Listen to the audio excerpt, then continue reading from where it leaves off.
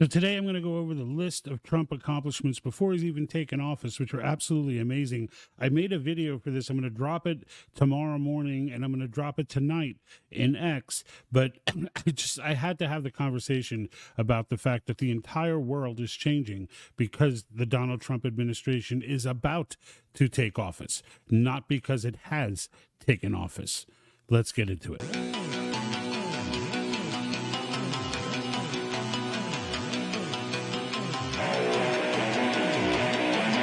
Doesn't anyone notice this? I feel like I'm taking crazy pills! I don't want you to ride. I don't want you to write to your congressman because I wouldn't know what to tell you to write. I don't know what to do about the depression and the inflation and the Russians and the crime in the streets. All I know is that first, you've got to get mad. Has the whole world gone crazy? Am I the only one around here who gives a shit about the rules? You have the luxury of not knowing what I know. I want you to get up now. I want all of you to get up out of your chairs. I want you to get up right now and go to the window, open it, and stick your head out and yell, "I'm as mad as hell, and I'm not gonna take this anymore!"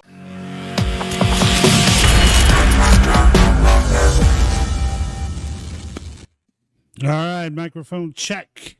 We're on again. So I am, all the chats are working. I checked them right now. So the whether you're on Facebook, X, Rumble, or YouTube, you can leave a comment. I'll see it, respond to it, etc. So keep that in mind. I did not put the @followers tag on the Facebook video. So if you're watching this later, because generally no one gets notified about it, unless, not no one, but considering 18,000 followers, it feels like no one, maybe 50 people. So if you're catching this after the fact, just make sure you go back to the follow button on Facebook. And really, this is available on all platforms, I think. And when you click on it, there's options. You can click notify when live, and that will should guarantee, theoretically, that you will get a notification. So we'll see if any of this changes with Zuckerberg's new Facebook rules and his coming to Jesus moment that he had at Mar-a-Lago, apparently. But anyway, just make sure you do that. Also, if you haven't followed me on X yet, that's the main platform that I'm trying to move out. Facebook is the main platform right now because the following is much bigger. But I'm trying to get this going on X. So I will be dropping a video later tonight on X and on X, Rumble, and Facebook, and probably YouTube too. We'll see. But that video will be a nice compilation of what I'm going to talk about tonight, and that's the Trump victories. Now, if you haven't been keeping track and you haven't been stacking the wins, the impact on the world of just knowing that the United States is going to have a strong leader is incredible, and it's amazing to watch it unfold. And and I'm going to go through the ones that jumped out at me. And that's what I put into that video. So it's just a compilation, that video, basically, of Trump making a statement and then the result of that statement. Trump making a statement, the result of that statement. So it's a very shareable video. So if you're not following already, follow now so you can share that video. Not only help me, but also put things in perspective for everybody else who maybe haven't been as dialed into these types of current events as I am. But, we'll start with the most recent, I guess, which is Gaza, right? So Trump went ahead and made the comment, that and he made this multiple times, that you either release the hostages to Hamas releases them, or there will be hell to pay. All hell will break loose, is what he said in the Middle East, and that they will be hit with power that the United States has never hit anyone before, right? In true Trumponian context. But basically getting the message out, and it needs to be done before he takes office, or there will be hell to pay. And sure enough, on cue, they are scheduling the release. Now, Israel has said that they on their end, as far as, because there's a ceasefire in this as well, that they haven't formally scheduled the ceasefire yet. And let me tell you why they said that. They said it because Biden tried to jump in and act like this had something to do with his administration. And it clearly did not. And in the video that I drop later on, you'll see when they announced this, I believe it was in Qatar that they announced it. They gave they thanked Egypt and other players that were involved in negotiating this. And when they thanked the United States, he said notably, thank you to the Middle East, the Middle East convoy sent by the president-elect. Okay, so this had nothing to do with Biden. If anybody thinks it does, you're insane. Just let it go at this point, because the winds are going to continue to stack until it just looks silly. All right, but the fact of the matter is they will be releasing the hostages. There is a negotiation for the ceasefire. It will take place likely after Monday, and it was originally scheduled to take place, they say, reportedly on Sunday.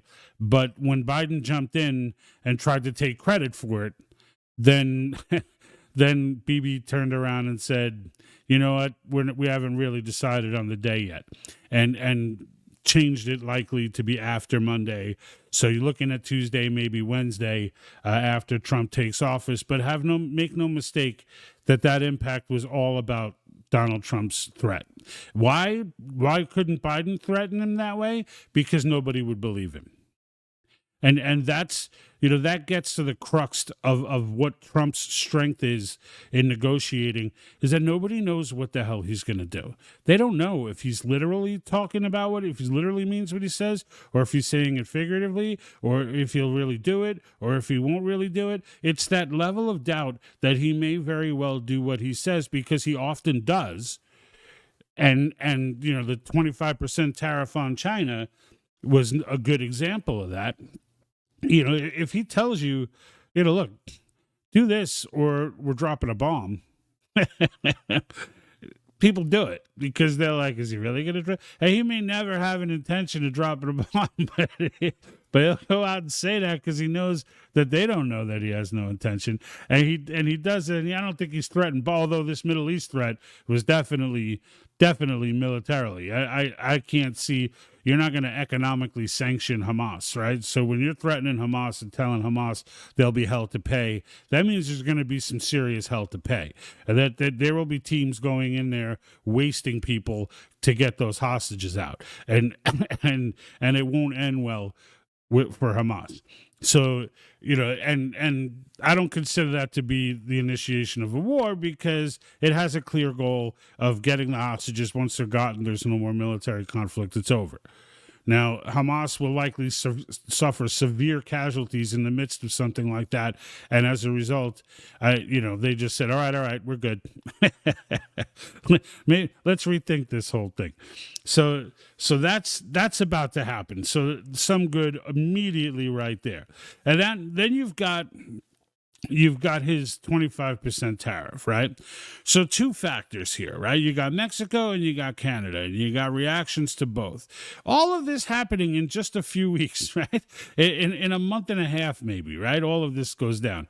So Trump turns around and says, I will put a 25% tariff on Mexico and Canada if they do not get their borders in check, stop the flow of illegal immigration, and stop the flow of fentanyl. If I don't see these things happening, there will be a 25%, because in the end, and he's just demanding it, saying, look, there's just too much. You make too much money off of us to then think that you can go ahead and do this kind of shit and get away with it. And he's just like, cartel or no cartel, and he's already threatened to use military action against the cartels. So honestly, if you're a cartel, you better rethink your strategy as well, because you're walking on eggshells right now, because this man is not having it. Like, he's cleaning up the world right now, and you're a part of the dirt. And in the end, if it comes down to it and fentanyl can't get stopped by Mexico because the cartels are too powerful, well, guess what happened? Just a few weeks after he makes that statement, the largest fentanyl bust in Mexico's history takes place. And Mexico is claiming, oh, well, this is a long-standing operation. Well, you know what? We'll take it. right? Because no one believes that that was a long-standing operation. The fentanyl has been pouring across that border for years. The fact that it just sort of happens right after that threat gets laid down is just too much to bear. And the bottom line is, it's another win for the Trump administration. And it's just, it seems like every day that I'm hearing a new win for the Trump administration. And they haven't even taken office yet. I've never seen anything. I'm 50 years old plus.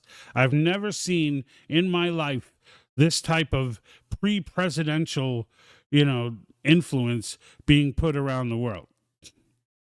Like, everyone knows what's coming, and they know that even those that were protected by the deep state in the past, they got no confidence in that either. Because a lot of those folks ain't going to be around. A lot of those dirty deep state folks ain't going to be around in a month. And so it's just them and Trump. And now people are coming to the table and people are cleaning up their acts, trying to do things in a way to say, like to plead innocence later. Right. But the fact of the matter is, when it comes to Trump, there's a lot more bowing that Mexico is going to have to do, by the way. A lot more bowing. Like there's a lot going on between us and Mexico, and the leaders in Mexico know it. This is so for those that think that these are just blind attacks, like there's been deep rooted corruption going on in the federal government of the United States, in the federal government of Mexico, in the federal government of Canada, in the federal government of a lot of these places. And that's what's being brought to bear right now.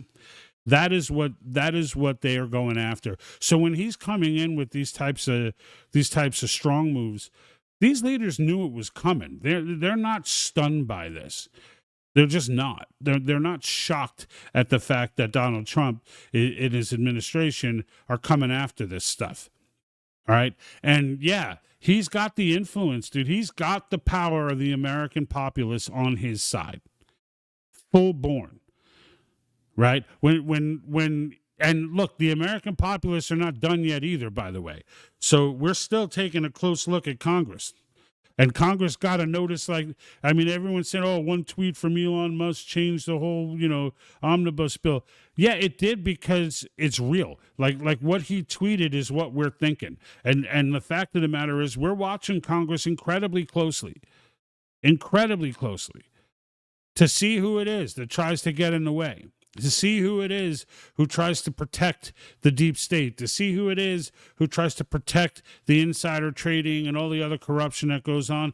When these bills start getting, if we don't start seeing bills that are forwarding this agenda, because you could say, they just have to bow to Trump. No, you're bowing to the people, because we put him in there to do these things, and he's going to get them done. He's going to get them done because we're paying attention. And when it comes down to it, go ahead, try and seriously block these appointees coming through. Just give it a whirl, because watching Hegseth's trial, yeah, they tried to attack him personally. It was a joke. It was Mickey Mouse stuff. You cheated on your wife and all that. Look, that's serious stuff on a personal level. That's not serious stuff on a can you be defense secretary level. It's just not. And I was listening to them sort of grill the appointee from Florida. I forget her name now. It's escaping me. But they're asking her about Kash Patel. They're criticizing her for saying something good about Kash Patel, and then went on for like 10, 15 minutes talking about Kash Patel. And she's just sitting there like, well, I'm looking forward to seeing Kash's testimony to you guys. I'm looking forward to seeing. I have nothing to do with Kash Patel. Kash Patel. Excuse me. Kash Patel is going to come up here. And you guys are going to have your chance to ask him all the asinine questions you're asking everybody else. These folks need to get approved. And what do the American people want? We want documents dumped. We want to know everything. And Kash Patel, by the way, now that I mentioned him, is probably going to be the guy to do that. When he takes over the FBI, that dude's going to be declassifying all kinds of stuff. And it's not like, oh, my God, he's going to put us in jeopardy. No, what he's going to expose is the fact that this stuff is never supposed to be classified in the first place, and that it was never classified in the first place for national defense. It was classified in the first place to cover people's asses. whose asses will no longer have cover once these documents start getting dumped. The real deal is about to happen right now, and there's probably a bonfire going on outside the FBI right now of just documents they're trying to get rid of. I would not be surprised at all if that were the case. But we can wait and see. But the fact of the matter is, he's continuing to win. He's continuing to win. And that's, in the end, does anything else matter? This is what we wanted, right? Are you tired of winning yet? Because I'm not tired of winning yet.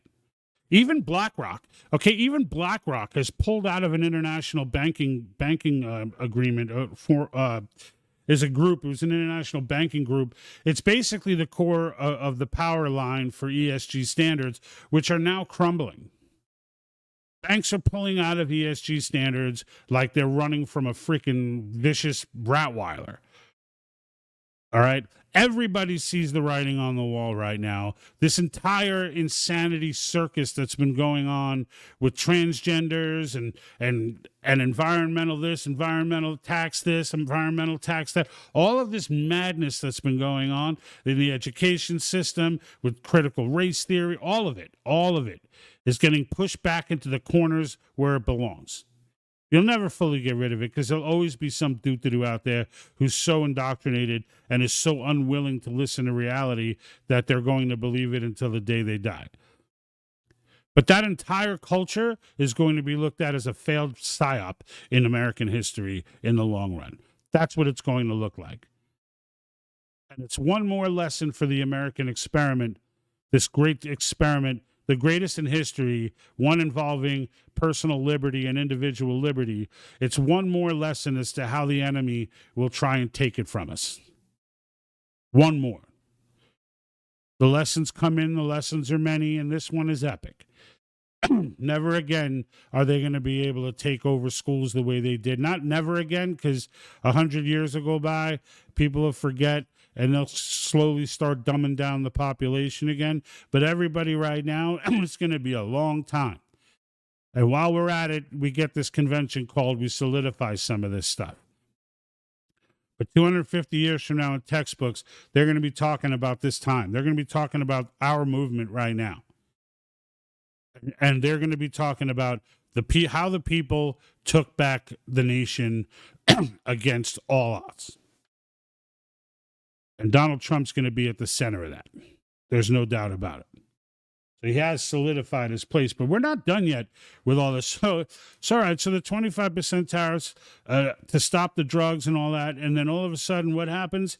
Well, you get the biggest fentanyl bust in Mexico's history. And on the other side of the border, you got Trudeau, who tried to fight it a little bit. He comes in to meet with Trump, gets spanked around. I mean, the joke about making Canada the 51st state and he could be the governor, the fact that joke was real, even though it was a joke, just shows you the lack of respect that was had for Justin Trudeau, right? Trudeau was in way over his head sitting across the table from Donald Trump, way over his head. Justin Trudeau he's the guy, for any of you who work for a large company, right? He's that guy, that associate director or manager or middle management or whatever, who truly doesn't belong where he is, or she doesn't belong where she is.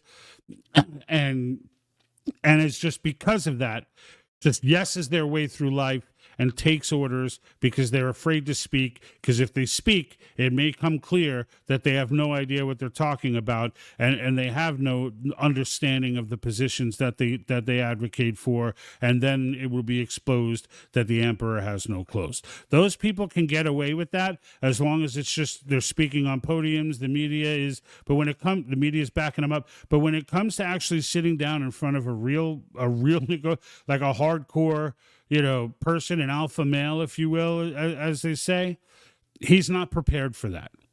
And I can guarantee you that entire conversation was one-sided. It was pretty much Trump telling him what he's going to do. And what did he do? He went back. His handlers told him, you can't let that stand. He tried to fight against it and act like he was going to absorb it.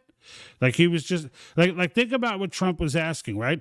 25% tariff unless You secure your border, which is in Canada's own best interest. Trudeau should have been doing that anyway, right? And stop the flow of fentanyl. He should have been doing that anyway. But instead, Trudeau goes home to Canada and says, no, we're taking this as an attack, blah, blah, blah. And then, boom, Trudeau's gone. Like all of this, again, happening, everything from the beginning of this broadcast to now happened from the time of the election to now. I mean, it's stunning. It's stunning to me, how this goes. And Pierre Poilievre, who's the conservative leader over in Canada, he's a very Trump-like person, right? He's the guy that's likely going to take the reins. Listen to him speak, and you can hear, like, he's not about to just bow to Trump. He's not. But he also understands that, like, Trump's making a lot of sense. And he thinks along the same lines Trump does, not because he follows Trump, but because it's common sense. So now Pierre Poilievre is likely they're going to get along great. Like in the long run, in the long swing. And of course, I'm jumping the gun a little bit. Pierre still is not technically the prime minister, as I know, but it's, all signs are pointing to Pierre Poilievre. If you don't remember Pierre, he's the one that had the apple. He was sitting there eating the apple all casually while he broke down that reporter who was in way over his head talking to somebody but like Pierre Poilievre. But if you just YouTube Pierre and Apple, you'll find him. But it was pretty freaking wild. But this is the impact that the Trump administration is having. And now just to take on another one, because the wins are just stacking. So RFK, right? Now, yeah, there is still an outside chance they don't approve him, but they're going to approve him. Again, because we're taking names. And they know that he's a big piece of what the people were voting for, right? He ain't the reason you voted for Trump, but his agenda is now locked in with Trump's agenda. And he knows it.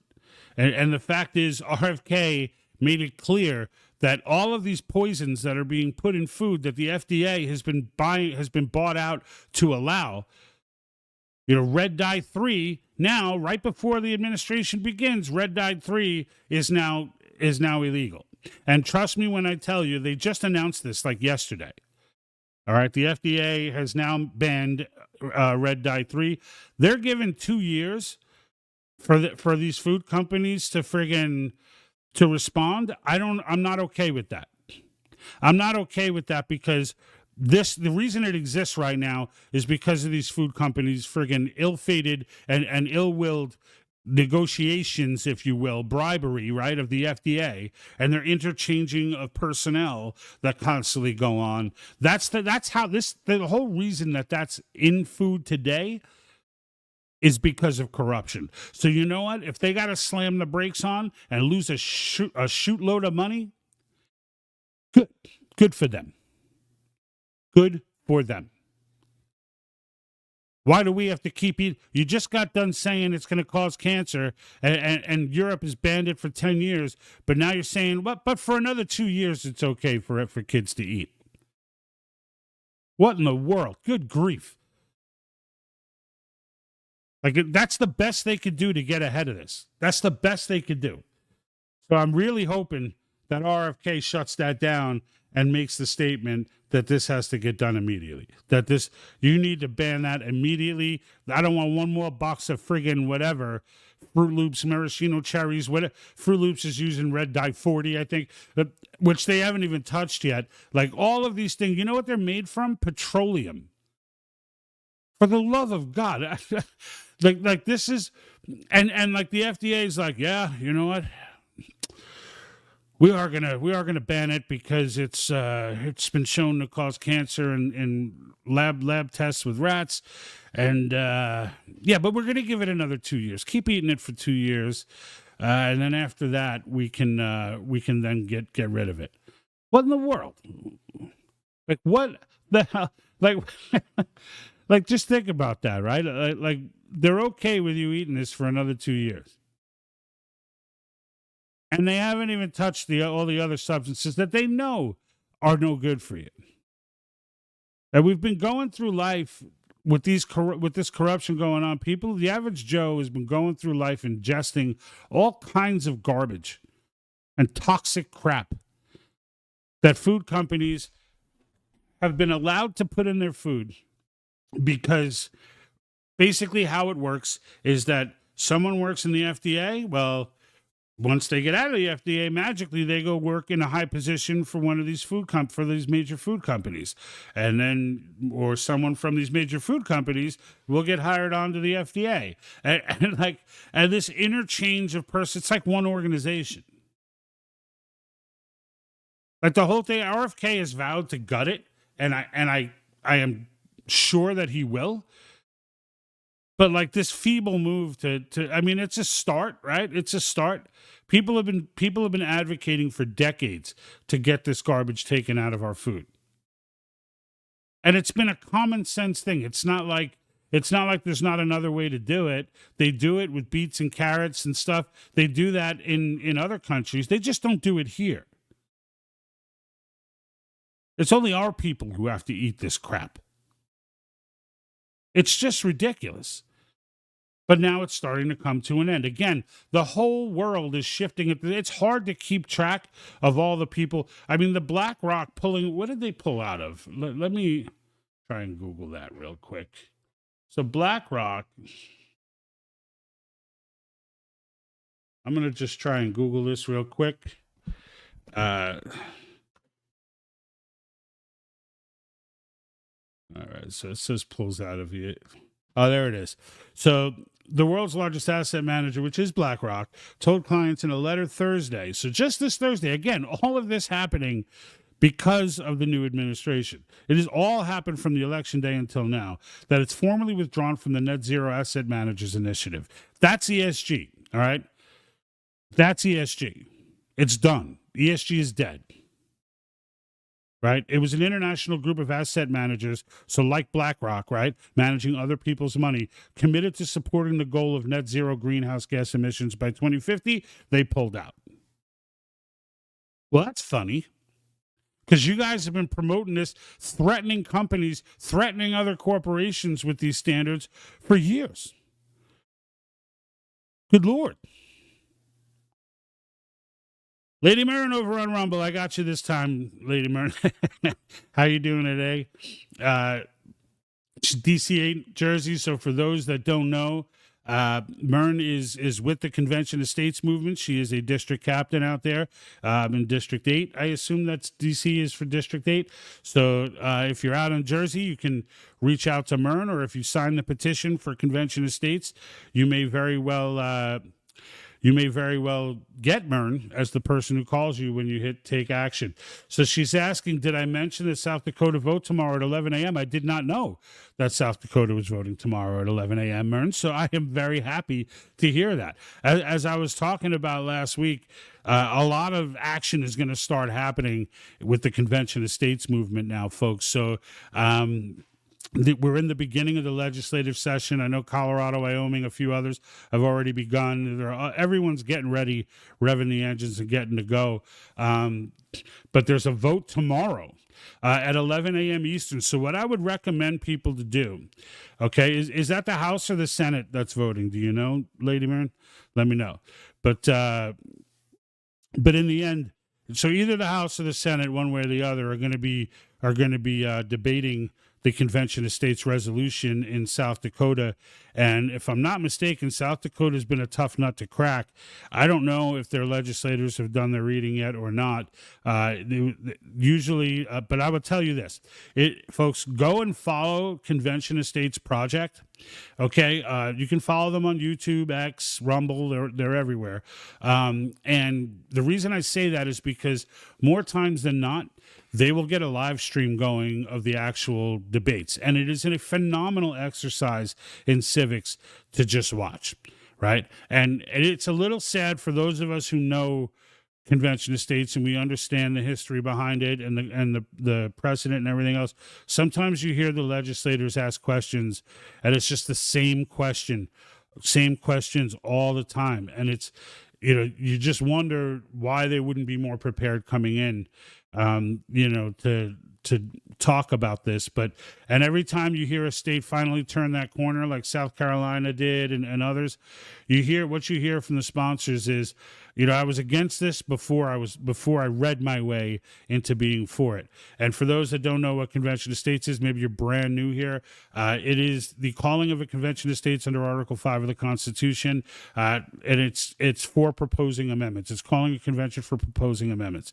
So it allows the states, without any say from the federal government, to call for a convention and to send delegates to discuss under certain topics that are in the resolutions they pass, to discuss topics, propose amendments to be presented to the states for ratification.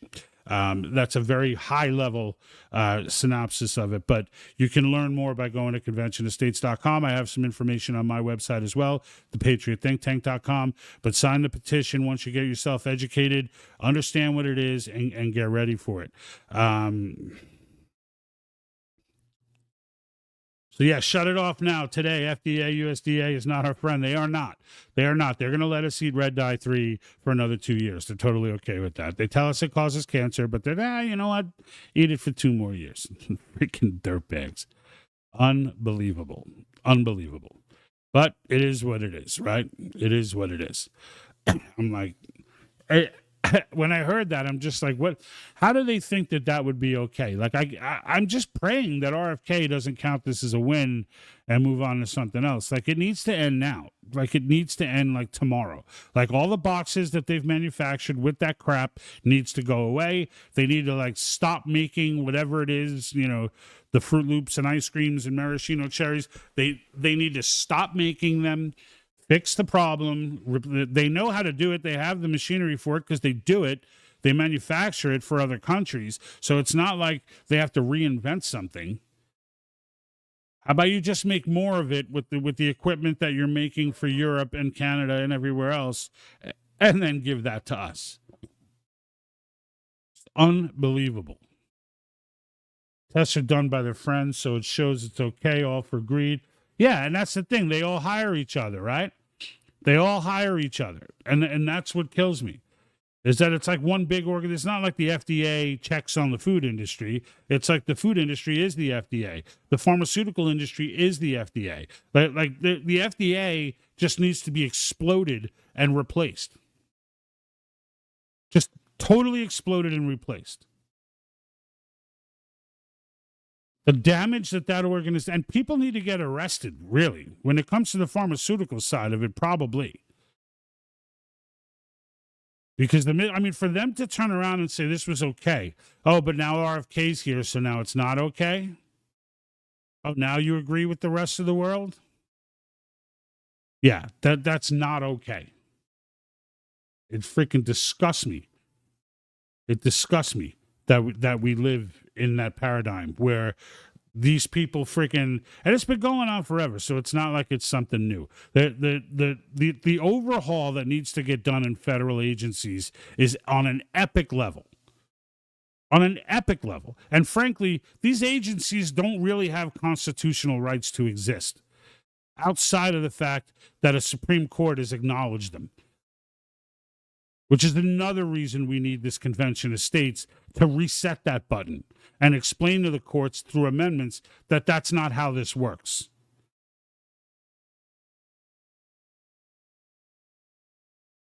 Over on X, Ruben Rodriguez, what's up, my man? What is up?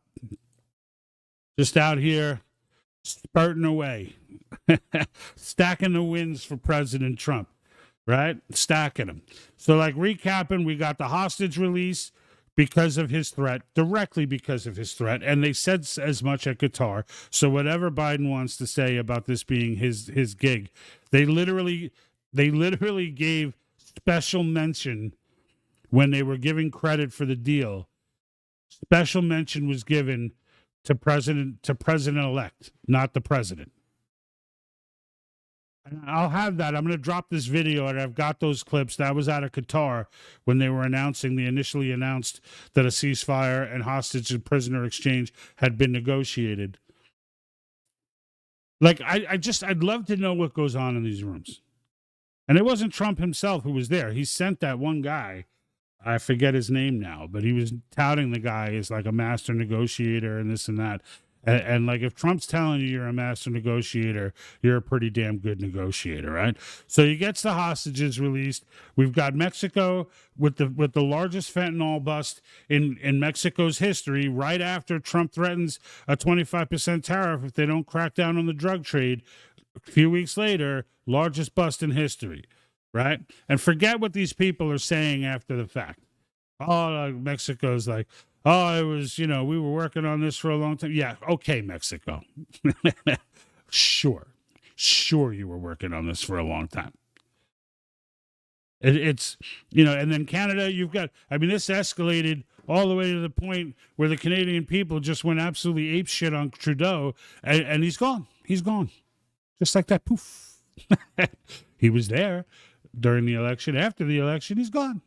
Pierre Poilievre is positioned beautifully to take over as prime minister, and Canada will be 10 times better off for it. Like, it's not even just the United States that's being impacted here. It's all over the world. I don't understand how someone could turn around and not be impressed by this. And Lord knows I have criticized Donald Trump over a variety of things regularly throughout the years. I voted for him 3 times, no doubt, but he's not above reproach. There's definitely some things that I've knocked him around for that I wasn't particularly happy about.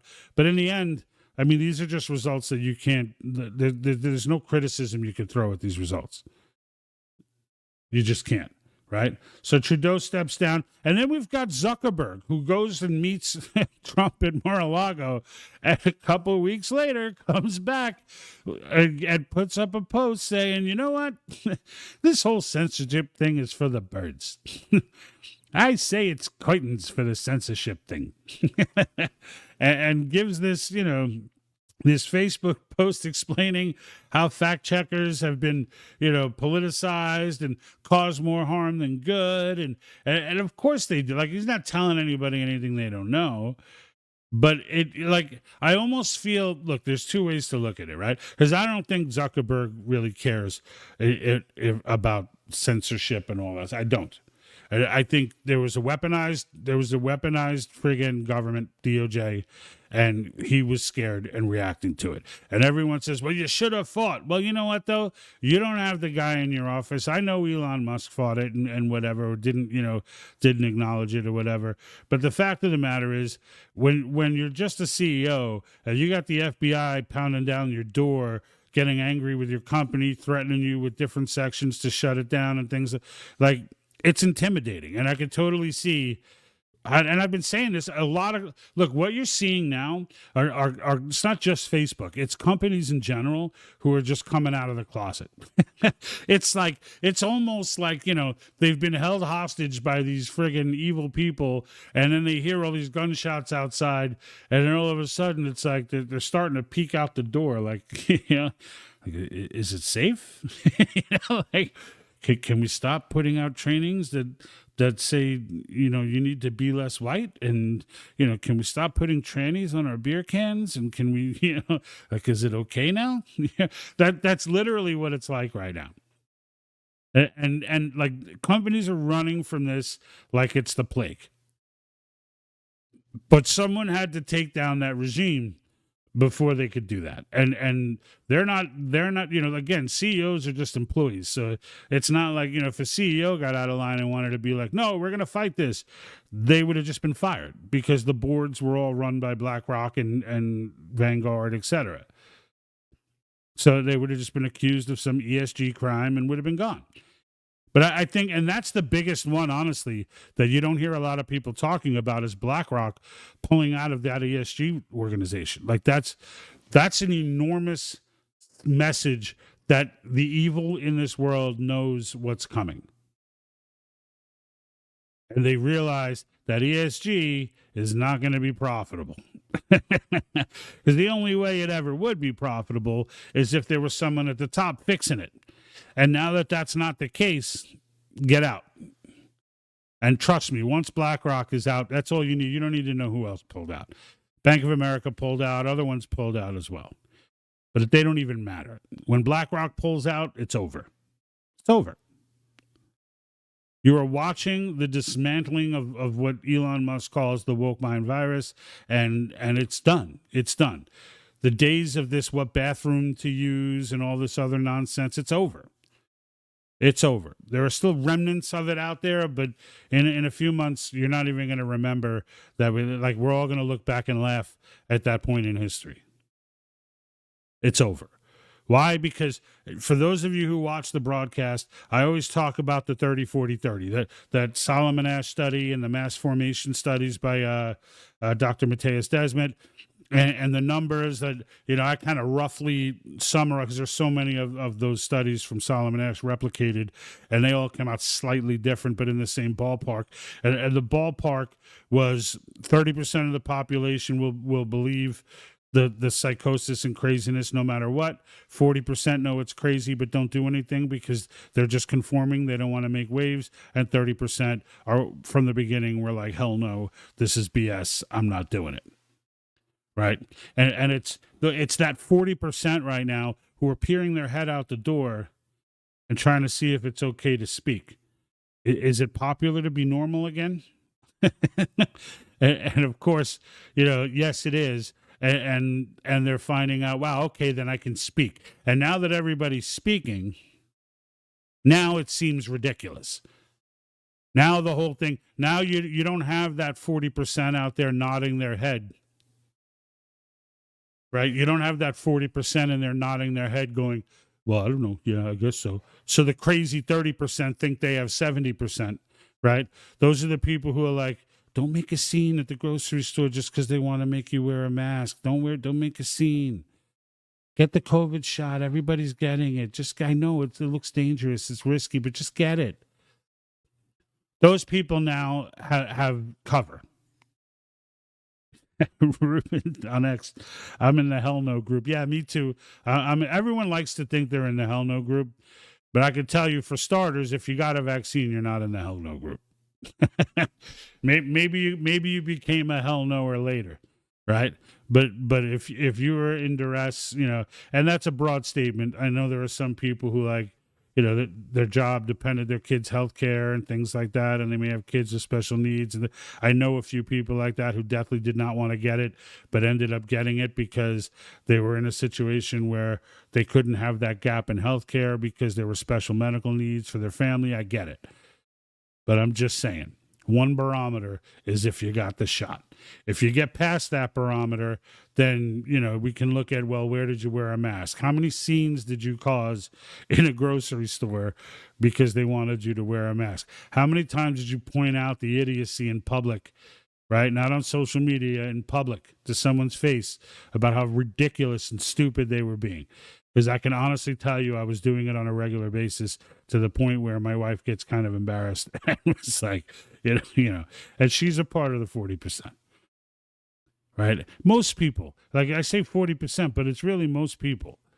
Most people you interact with every day, they just want to get on with their lives. They'll let just about anything happen before they turn around and say, all right, enough is enough. But now that the curtains have been opened and the sunlight is coming in, and more and more people are realizing, all right, I can speak now. And it's kind of sad to even say that and watch that happen. And I hope that it's the last time it does. And I think it is. I think there's always going to be that 40. There's always going to be some people in that 40% category. But I think that number may dwindle down a little bit now. Now that everything that they thought would be crazy turned out to be true. And they're watching things unfold as if they're true, right? They've been told that if Trump becomes president, we're going to lose our democracy, even though they should have been saying lose our republic. I'm not going to get into that right now, but their argument was to be literal about it. You're going to lose democracy if Trump becomes president. That he's going to be Hitler. He's going to be this. He's going to be that. And literally, in a month and a half before the friggin' nation even inaugurates this man, the world has begun to visibly heal. It's not healed, but the process has clearly begun.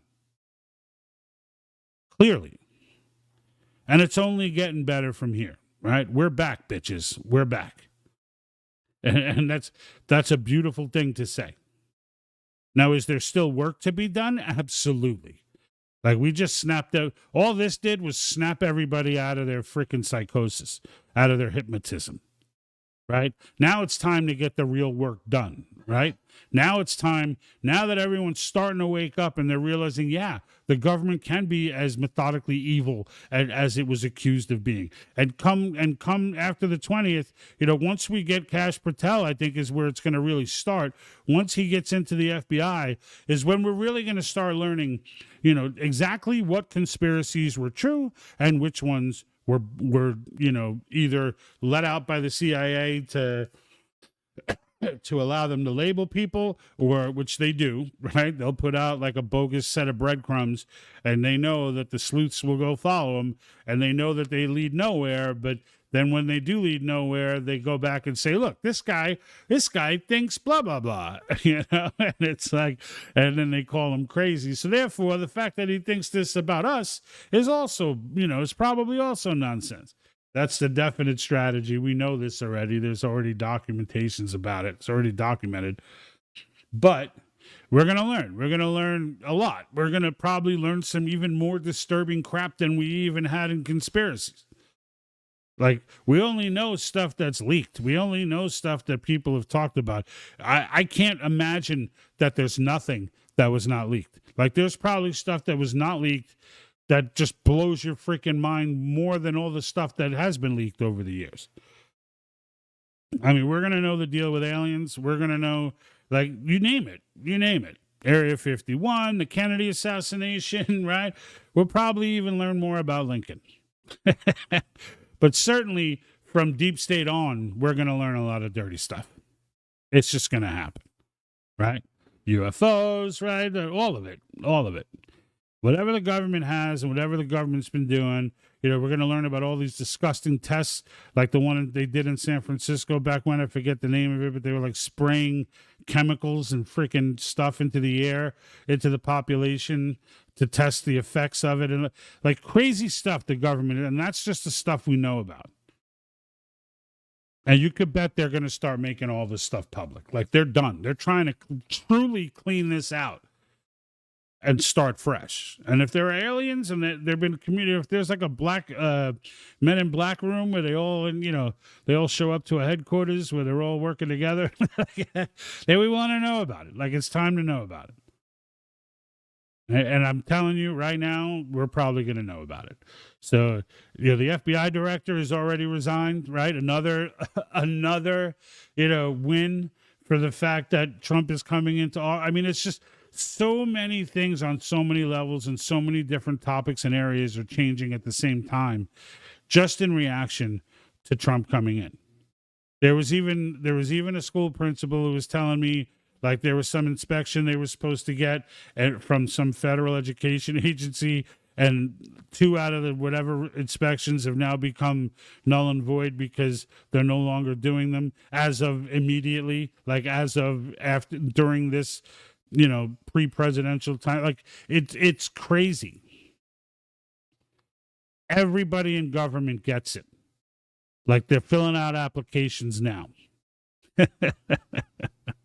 And you know what? It's glorious to watch. It's glorious to watch. I'm excited about it. I'm fired up about it. And this is just scratching the surface, right? The Ukraine war will probably be over next week. Like, that'll probably, if not before. Like, it's literally just a matter of Trump getting in there and letting it be known that Ukraine's not going to be a part of NATO. They're just not. And then it's over. It is over. This has been going on for 25 years, 30 years.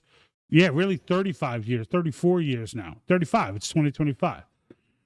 I mean, since the fall of the Soviet Union, that was one of the requests from Gorbachev before they shut it down, was just do not go into Eastern Europe, do not go bring NATO into Ukraine. And he had one job, guys. And they just couldn't do it. But it's going to get done now. Like, everyone knew that was the solution. Anyone with half a brain knew that was the solution. And it's going to happen. And for those that, were wondering, how could Trump end this in one day? Because he knows it's that simple.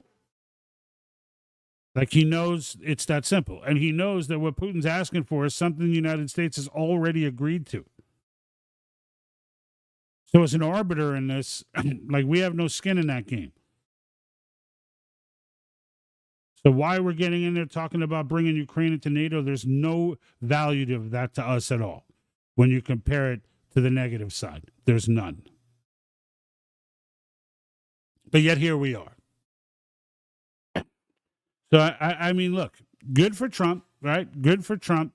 Good for the American people, right? And I don't know about you guys, but I'm super stoked to see what's coming next. Now, I will tell you that I, as firmly as I could say, believe there is going to be a major shift in currency coming soon. Within a year. When I say soon, I don't mean tomorrow. I mean, within a year or so, you're going to, maybe it will be a lot sooner. They don't invite me to these meetings, but there is going to be a severe economic shift. There's no doubt in my mind that the Trump administration is looking to get away from the Fed. There's no doubt in my mind. And when you think, if that's true, okay, if that's true, there's only really one way to do it. And that's through something like Bitcoin or XRP or something like that. And to those of you, just to be clear, to those of you, if you start hearing Trump talk about digital currency, he is not talking about central bank digital currency. All right. In the end, cash is going to go away. Like, just start to mentally process that now. There's nothing really that's going to save cash. And the reason for it is it costs too much to friggin' make. If for no other reason, that's it. It costs more than its value to make. And the reality of the matter is things like Bitcoin on blockchain are secure. They're as secure as cash. And they cannot be tracked the way CBDC can be tracked. And they break down the borders of the world. So you can now, you go on a trip to France, you're still using, let's just assume it's Bitcoin for the sake of simplicity. You go to France, you're still using Bitcoin. You use Bitcoin, the French use Bitcoin, the Russians use Bitcoin, the Chinese use Bitcoin. Russia and China are going to try and do their own thing. But everybody outside the BRICS nations, who are now isolated, by the way, nobody wants to be a part of BRICS. All that talk about all these countries wanting to go to BRICS and this and that, they were all waiting for the election. And now that it's over and Trump is back in, nobody's going to BRICS. The BRICS, that whole thing is dead. That whole thing is dead. The entire thing was dependent on this becoming, like, those countries don't even necessarily like each other. Like, Russia has no particular love for China and vice versa. They're all siding there to pick. Like, Russia was there because they had no choice. Everybody was coming after them. But, like, if there's something like a universal digital coin out there, the United States cannot sanction anyone. The whole banking system it'll be more private than cash, actually. Because you still have your cash in the bank. You'll now have your cash in a digital wallet that's super fucking ridiculous. Excuse my French. Super ridiculously encrypted. And only you have access to it.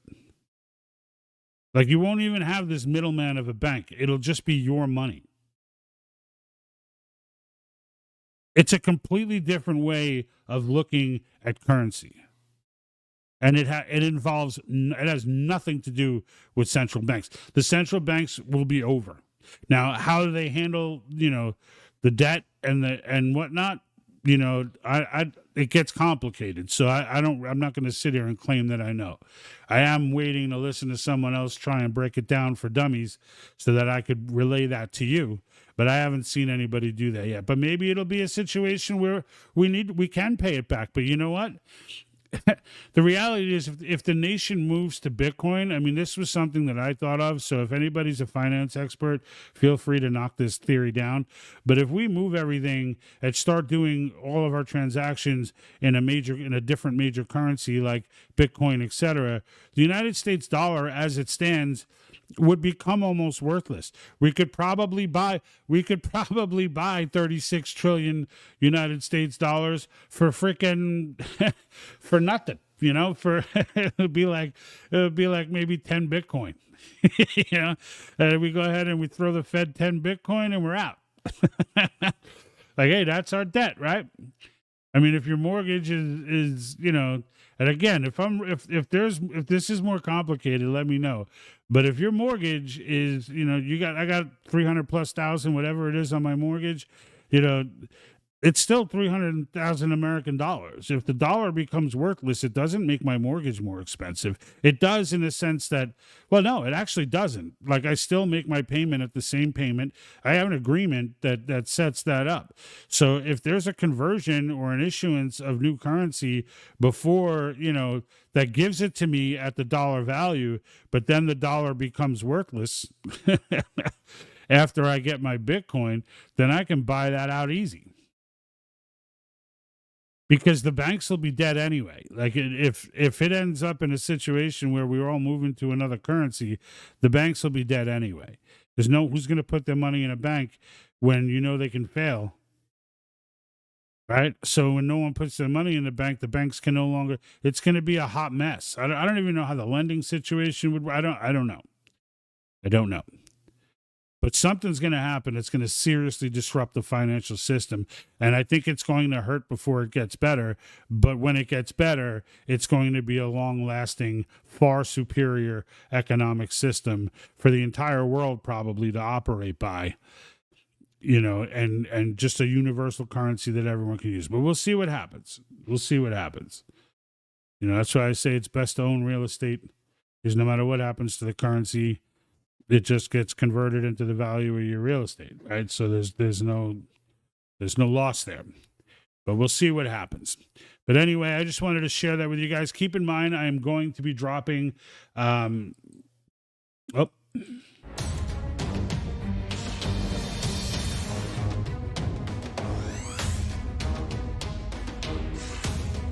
cannot find my intro video.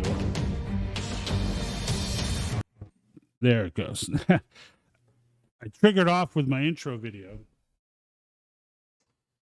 Didn't realize that you were looking at my cabinet on a piece of that for the entire video.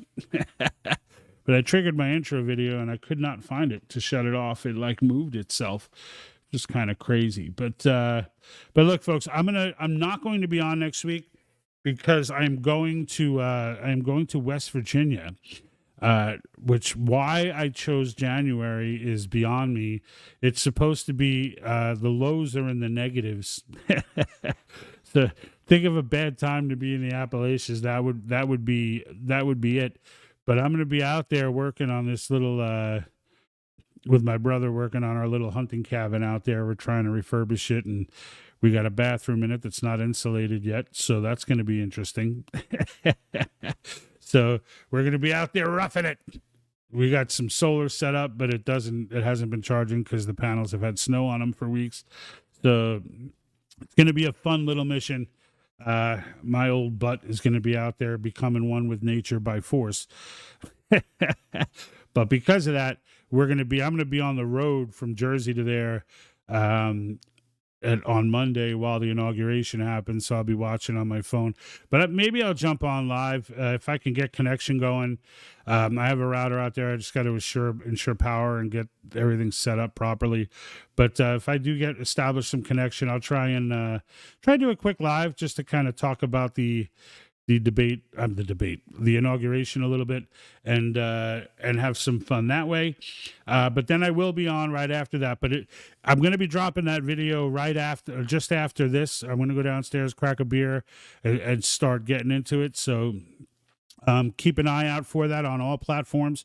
It's definitely shareable. It's going to be a cool video, shareable, about 6 minutes long, with just a list of clips demonstrating what we were talking about today, all these topics that are moving forward, just because Donald Trump is about to take office, not because Donald Trump is in office. And make sure, if you haven't already, to head to conventionestates.com, sign the petition, make yourself heard.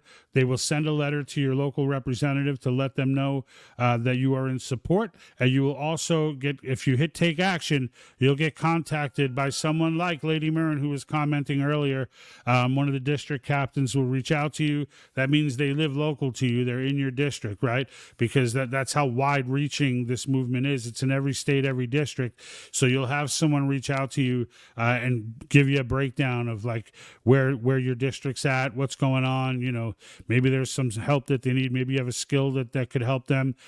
So whatever, but figure out some way to participate and you know, get yourself involved, because this is where it's going. This is where it's going. All right, folks, until next week, I'm out. And like that,